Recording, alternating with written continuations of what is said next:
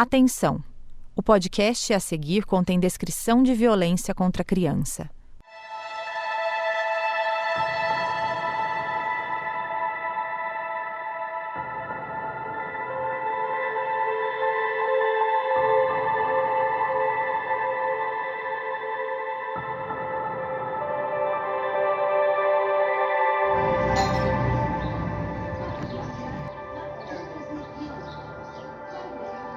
Oi, bom dia. Senhor Toninho Brancalhão?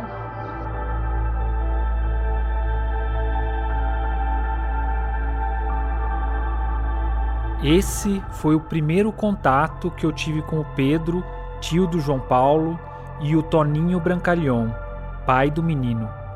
O Pedro me recebeu na porta, mas logo que ele se identificou, eu consegui enxergar o Toninho atrás dele.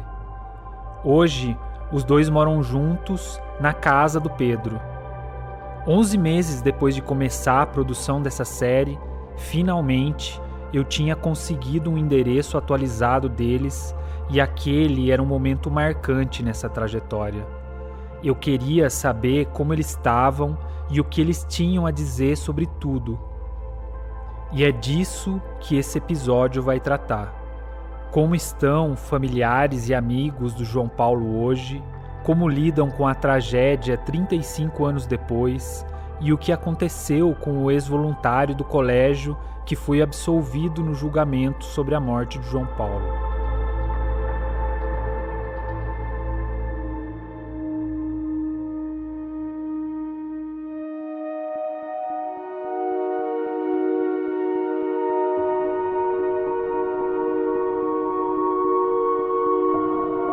Meu nome é Rodrigo Pereira, jornalista do G1 Piracicaba, e este é o 6º e último episódio do caso João Paulo, sobre um garoto de 9 anos encontrado morto dentro de um freezer em um colégio católico tradicional. Um dos crimes mais emblemáticos da história de Piracicaba, que completa 35 anos em 2024. Essa série não busca questionar as decisões judiciais sobre o caso, mas mostrar a falta de respostas para uma família que perdeu uma criança de maneira trágica.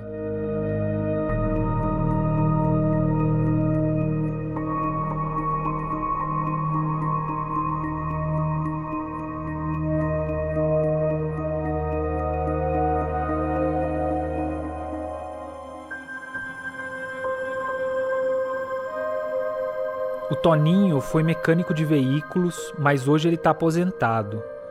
1 ano depois do crime contra o João Paulo, ele e a Zilda, que é a mãe do menino, se divorciaram. Depois disso, ele nunca mais se casou ou teve outros filhos e hoje mora com o Pedro.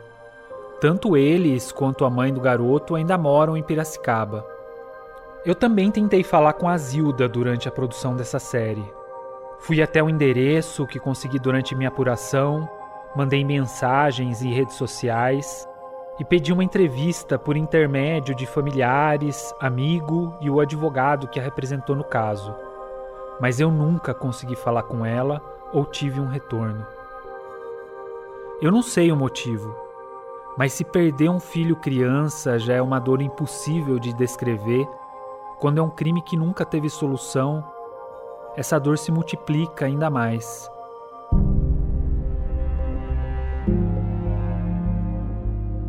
E como eu já disse nessa série, a própria família teve de lidar com vários boatos ao longo do caso.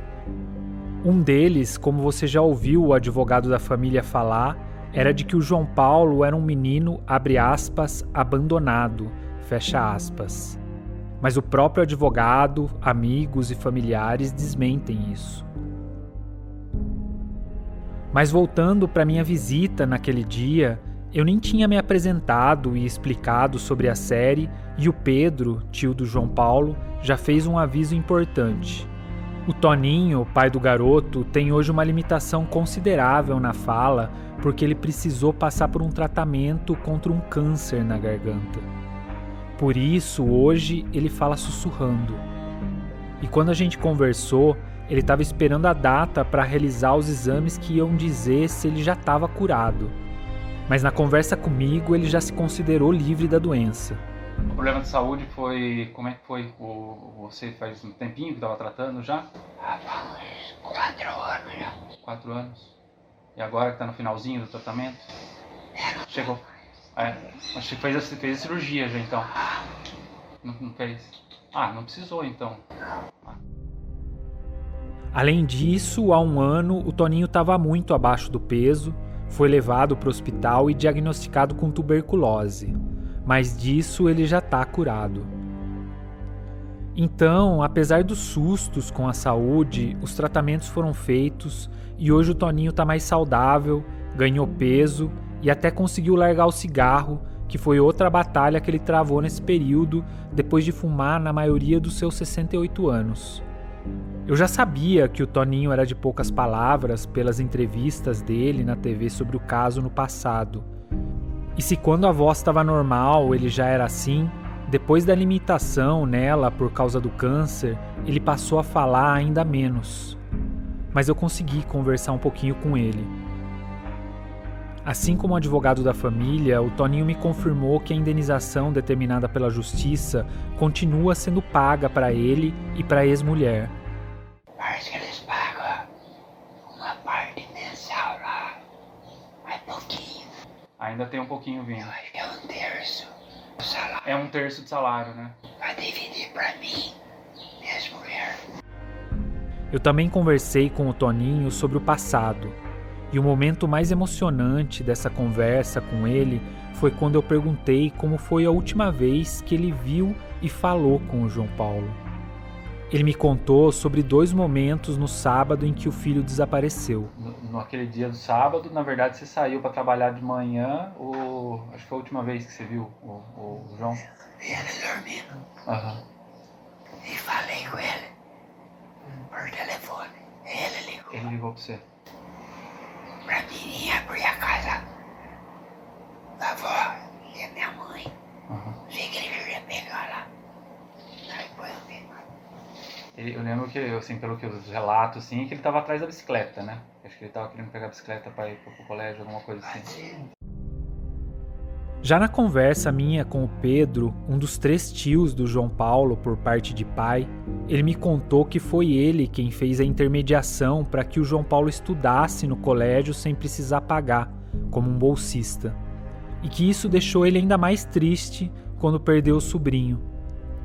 O Pedro, que tem hoje 81 anos, era supervisor no Colégio Dom Bosco e trabalhou lá por 40 anos. Ele me contou que a casa onde ele mora há 27 anos foi comprada com dinheiro emprestado pelo colégio na época. Depois do crime, ele ficou mais 1 ano trabalhando na escola e foi dispensado. Ele me disse que não ligou porque já estava aposentado. Na conversa que eu tive com o Toninho e o Pedro naquele dia, um nome foi mencionado várias vezes. Era o do Sérgio Brancalion, que tem o apelido de Teio. O Teio, que hoje tem 79 anos, é um outro irmão deles e foi citado durante esse nosso encontro porque eles queriam que eu falasse com ele. Eles diziam que ele tinha acompanhado mais de perto o caso e sabia falar melhor sobre tudo. E então a gente marcou um novo encontro, uma semana depois, no dia 14 de novembro de 2023. O Teio também foi mecânico de motos e trabalhou junto com o Toninho. Hoje ele também é aposentado e vive em uma chácara em Piracicaba com a sua mulher. E assim como o Toninho, ele guarda uma lembrança emocionante na memória sobre aquele sábado em que o João Paulo desapareceu. Era uma memória sobre uma coisa que o João Paulo conversou com a sua avó Emília, mãe do seu pai, antes dele sair da casa dela pela última vez. Eu lembro que ele estava na casa da minha mãe, ele não saía de lá. Ficou lá até a hora do almoço e depois ele foi pro colégio Dom Bosco para ficar tarde lá, que ele brincava, tudo. O dia que ele ficou lá, ela comprou Guaraná para ele tomou um pouco, falou, vó, de tarde eu venho beber o resto. Que daí ele foi lá pro colégio, não voltou mais.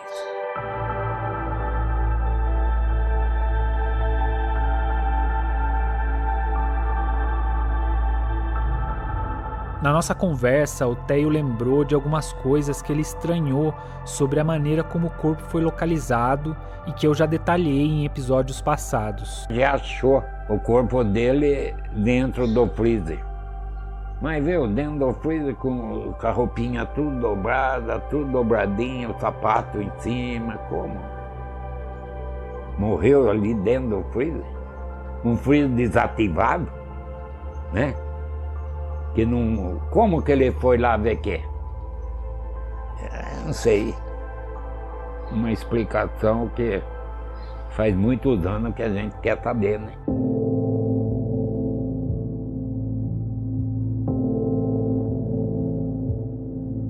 Ainda em relação sobre a forma como a vítima foi encontrada, como você já ouviu nesse podcast, o legista responsável pelo laudo com a causa da morte de João Paulo apontou a hipótese de afogamento. Isso porque ele tinha sinais de contato com a água. E eu também já falei em episódios anteriores de relatos de que o João Paulo não sabia nadar. Mas eu também aproveitei a conversa para perguntar para o Toninho, que disse que ele não tinha costume de brincar em piscinas. Uma das coisas que falava que ele tinha se afogado. Mas uma coisa que o pessoal falava é que ele não costumava nadar, né? Não, Ele não era de nadar, né? Nem sabia, né, nadar, né? eu não sei se ela sabe, mas ele não ia. Não ia, tinha medo. Eu acho que sim. Em relação às investigações, eu perguntei para o Teio sobre os acompanhamentos que ele fez do caso. Ele lembrou de um dia em que foi até o Colégio Dom Bosco com o então delegado seccional, Sérgio Bastos, para participar de uma reunião na qual o Bastos ia responder dúvidas sobre o andamento das investigações. E o que ele mais se lembrou sobre isso foram as várias perguntas sobre o caso ainda sem respostas. Fui com ele lá, teve uma reunião, parou a aula, no colégio inteiro veio todas as crianças ali, professor, isso, aquilo, e faziam as perguntas e falar o quê? A gente não tinha o poderio de responder aquilo. O doutor Bastos fazia, perguntava, falava sobre isso, aquilo, mas a gente não tinha o poder, não. E ele também se lembrou de algo que ouviu de um médico no necrotério logo após a morte do seu sobrinho, quando esse profissional comentou a complexidade do caso. Ele falou para mim, isso aqui vai dar pano para manga. Tudo bem. O que eu ia fazer? O menino já estava morto. Infelizmente, né, a gente não podia fazer nada. Tinha que esperar da justiça, e a justiça foi bem lenta. Muito lenta, muito demorada.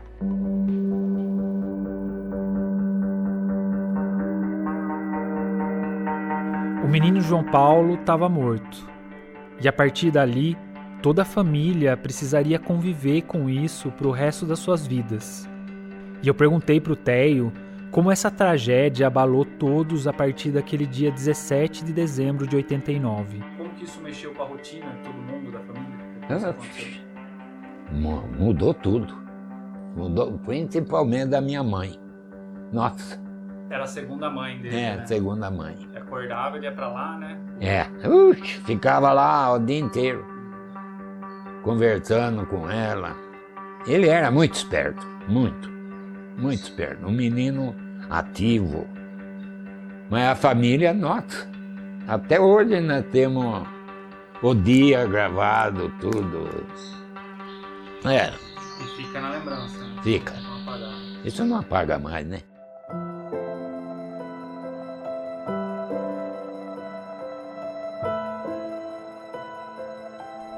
A Emília Brancalhon, avó do João Paulo, morreu há 10 anos.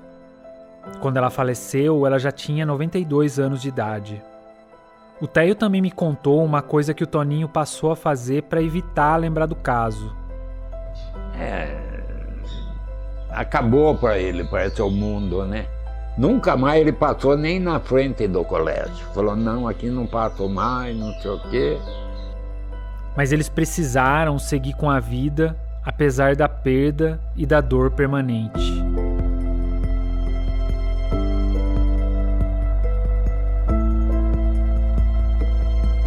E uma coisa que eu reparei nas 2 visitas que eu fiz a eles na casa do Pedro me chamou a atenção, que foi a cumplicidade entre os irmãos. A visível preocupação que cada um tem com o outro. O Pedro e o Toninho moram juntos e se cuidam. O Teio ajuda eles com os tratamentos de saúde. Fez coisa do pulmão, tudo, deu na garganta, aí começou o tratamento.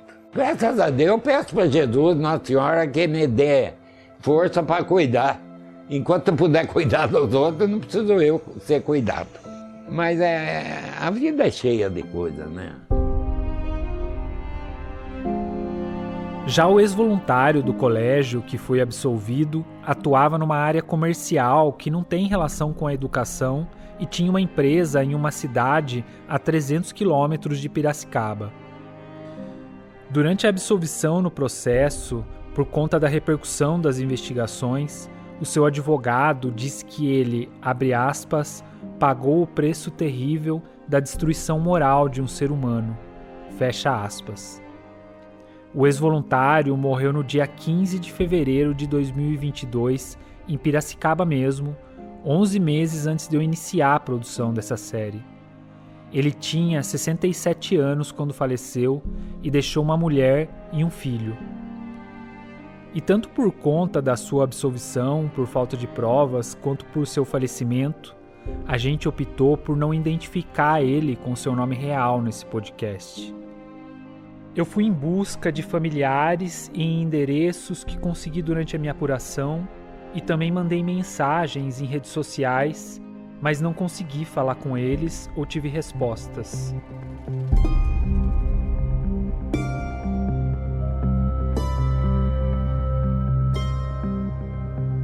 E seguindo minhas buscas pelos personagens dessa história, para saber como eles estão hoje e como a tragédia abalou eles, eu falei com o Tiago. Ele foi um dos amigos que o João Paulo visitou poucas horas antes de desaparecer, no dia 16 de dezembro de 89, como eu disse no primeiro episódio. E o Tiago me falou, inclusive, que ele era o melhor amigo do João Paulo. Quando eu fiz o convite, ele aceitou conceder a entrevista, mas pediu para ligar novamente em alguns dias para a gente marcar. Ô Thiago, eu tô retornando pra saber se essa semana você conseguiria ir fazer entrevista comigo. Só que no novo contato, o Thiago voltou atrás e recusou a entrevista. Ele me disse que como nada vai trazer o seu amigo de volta, e por acreditar que ninguém mais vai ser preso, ele quer deixar o João Paulo descansar em paz. Eu fiquei pensando nessa conversa com o Thiago e a diferença que cada pessoa tem para absorver e lidar com uma tragédia como essa. E eu também estou falando isso porque uma outra pessoa com quem eu falei teve uma postura completamente oposta em relação ao caso João Paulo. E é uma pessoa que você já ouviu nesse podcast. É o Ademir Barbosa Júnior, conhecido como Dermes, que era aluno do Colégio Dom Bosco na época da morte de João Paulo. Depois de se formar na escola, ele se tornou mestre em literatura brasileira pela USP e hoje é um escritor muito ativo. E eu não estou exagerando. Ele já tem 78 publicações, entre livros, prefácios, traduções e colaborações. E em 2021, ele decidiu não apenas falar sobre o caso, como publicar um livro inspirado na história. E eu perguntei para ele o motivo dessa escolha. Para mim foi uma história assim muito chocante, muito triste, como outras que eu ouvi na cidade ao longo da infância, da adolescência e a respeito das quais eu escrevi em formas de contos, em detalhes, em alguma narrativa, enfim. Agora essa em particular porque nós estávamos lá, não acompanhamos o crime, evidentemente, mas acompanhamos o processo todo. Então chocou tanto que eu guardei essa história no coração e depois de 30 anos escrevi sobre ela. A escrita do livro foi um exercício de dar voz ao João Paulo, à história, à família, na ficção, né? Porque há outras personagens, outras situações, outras abordagens de violações de direitos de crianças e adolescentes. E o Dermes decidiu não apenas publicar sobre essa história ligada à sua juventude, como também decidiu usar elementos ficcionais para dar um desfecho para ela. Trazer uma solução para o caso, mesmo que seja uma solução imaginada. E o próprio título do livro já revela que há elementos ficcionais, já que ele se chama Quem Matou João Paulo? Uma afirmação e não uma pergunta. Na ficção nós dizemos com todas as letras quem matou João Paulo. Não como interrogação, não é uma pergunta, é uma resposta ficcional, mas é uma resposta. Para as mães dos filhos mortos. Essa é a dedicatória do livro do Dermes. Ao longo da nossa conversa, eu percebi a empatia dele com a Zilda e a dor que ela atravessou. E ele me explicou a forma com a qual partiu dessa empatia com uma pessoa específica para abraçar outras mães que perderam seus filhos de alguma forma ao longo da vida. A dedicatória contempla muitas situações, eu pensando agora um pouco mais sobre isso, né? Tanto as mães que tiveram os filhos mortos fisicamente, quanto aquelas que perdem os filhos para o tráfico, para tantas situações terríveis. De qualquer forma, eu espero que a homenagem seja feita. Uma homenagem, um respeito, um carinho muito grande ao João Paulo Real e à sua família também, de maneira especial. Eu acredito que o ponto da entrevista em que o Dermes mais me surpreendeu foi quando eu perguntei que mensagens ele gostaria de passar com o livro. Como eu já disse, ele parte da realidade, mas insere elementos de ficção. Portanto, até nomes dos personagens são trocados na sua obra. No entanto, ele revela um desejo com a obra que está diretamente ligado à realidade. Eu não sei que mensagens eu gostaria de transmitir com o livro. A gente conta uma história e ela traz uma série de reflexões. Mas ela traz alguns efeitos também. Então me perguntaram já o que eu esperava do livro. E aí quando me perguntaram, eu respondi na hora, veio assim a resposta espontaneamente, que eu gostaria que fosse reaberto o caso. Que o livro servisse até uma pretensão, né, para se repensar a linha investigatória, para se reverem as provas, para que de repente alguém tenha uma informação mais específica se apresente e justiça seja feita. Tantos anos depois, talvez o assassino tenha já desencarnado, tenha falecido, mas a justiça, a verdade aparecendo, ela traz um consolo para todos, inclusive muitas vezes para quem cometeu a atrocidade. O caso João Paulo está arquivado, mas eu entendo a pretensão do Dermes. Quando eu comecei essa série, eu esperava encontrar mais respostas do que eu encontrei. Mas eu sabia também que eu tinha muitas perguntas para fazer, que é um dos meus papéis principais enquanto jornalista. Quando eu comecei essa série, a primeira pessoa que eu entrevistei foi o advogado José Silvestre. E a primeira coisa que ele me disse quando eu liguei para pedir essa entrevista foi que, abre aspas, esse é um caso que a imprensa jamais poderá deixar morrer, fecha aspas. Isso ficou na minha cabeça. E durante toda a produção desse podcast, eu também fiquei me perguntando se a população se lembra dessa história de impunidade ou se ela ficou perdida no esquecimento.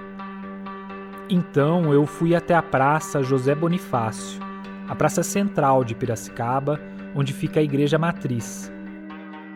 Nesse lugar, eu perguntei para pessoas que estavam por lá se elas sabiam do caso, o que se lembram, se elas ficaram sabendo como terminou, e a maioria se lembrava. Alguns lembravam até de nomes. Vocês lembram desse caso? João Paulo, né? Até hoje não se sabe ao certo, né? Pelo menos eu não fiquei sabendo o autor do ocorrido, né? O suspeito foi o e tipo assim, ficou no ar. Nunca ninguém foi preso por isso, né? E é o que eu sei, né? Mesmo quem não morava na cidade na época disse que ficou sabendo. Naquela época, né, era difícil escutar uma coisa dessa. E como que chegava para a senhora? No boca a boca ou no jornal? Como que era? Se não me engano, foi minha irmã que ligou para mim falando da notícia aqui de Piracicaba. Porque ela sempre morou aqui.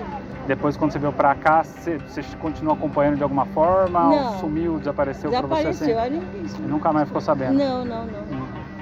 A minha impressão é de que o caso sempre esteve na memória coletiva, mas estava adormecido. Você chegava a ver no noticiário também, ou não? Cheguei a ver em jornal, essas coisas. Jornal velho, antigo, né? Já estava com um ano, já tinha acontecido, mas tinha escrito ainda.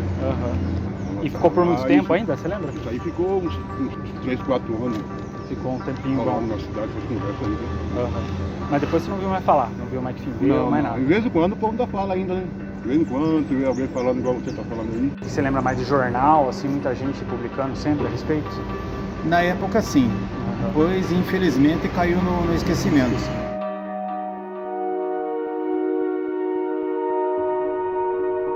E as memórias têm dois lados. Uma pessoa que teve ligação muito próxima com o caso João Paulo e que eu não vou identificar aqui porque pediu anonimato, me disse uma coisa que me marcou. Que apesar da falta de condenação do autor pela morte do garoto, quem cometeu o crime teve de conviver com as suas memórias e a sua consciência a respeito do que aconteceu. Teria de tentar colocar a cabeça no travesseiro toda noite e tentar dormir em meio a essas memórias. E as memórias estão em todos, seja pela dor compartilhada e empatia com a família da vítima, ou seja, em quem sente culpa pelo ocorrido. E quem compartilha a dor com a família revela que essas memórias estão vivas até hoje, como o Assis Fernando de Melo, que era um dos melhores amigos do João Paulo. Tá vivo na memória, né? Tá vivo na memória de todos ali. Foi algo assim que as pessoas se sentiram tristes e também com alguma sede assim, de algo que se solucionasse. O que não teve. Como eu já tinha dito no primeiro episódio, o Assis mora até hoje no bairro onde ele conheceu o João Paulo e onde eles brincavam. Ele trabalha com serviço de vidraçaria e de transporte fretado. Já o Silvestre, que prestou apoio jurídico à família do João Paulo desde o início e estudou com o pai da vítima, atua até hoje como advogado em Piracicaba. Ele tem escritório no bairro dos Alemães, a 1 quilômetro do Colégio Dom Bosco, e não consegue esconder a relação afetiva com o caso, que se mistura com a sua própria história. Os autos não morreram. Eram físicos, mas os autos, eu tenho os autos todinho aqui em mente. Todinho. E o que me causa, assim, uma grande tristeza todas as vezes. Porque, e outra, às vezes alguém pode falar assim, mas o Silvestre tem algum... Não, nada. Era apaixonado pelo Colégio Salesiano Dom Bosco, porque lá estudei. Lá o pai de João Paulo também estudou. João Paulo era estudante lá do Colégio Salesiano Dom Bosco. Quem também é acusado também estudou lá no Colégio Salesiano Dom Bosco. As bodas de prata de meus pais foram realizadas lá no Colégio Salesiano Dom Bosco. Não podia ter nada. Mas hoje, todas as vezes, todos os dias, se eu passar, todo dia, pela lombada da rua Alfredo Guedes, me vem a lembrança do caso João Paulo Brancalhão.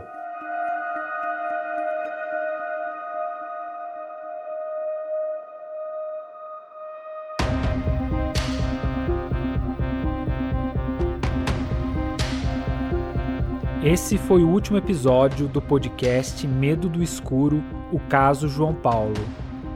Mas no G1 Piracicaba você pode conferir reportagens com informações adicionais, imagens realizadas durante as perícias, reproduções de documentos do caso, vídeos e entrevistas que eu fiz e reportagens da época do crime.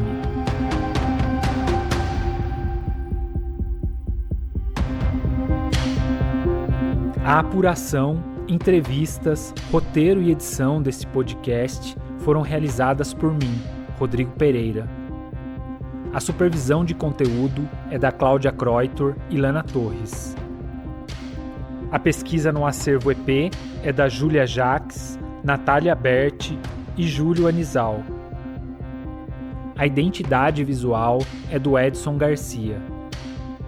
A edição de áudio é do Samuel Dias.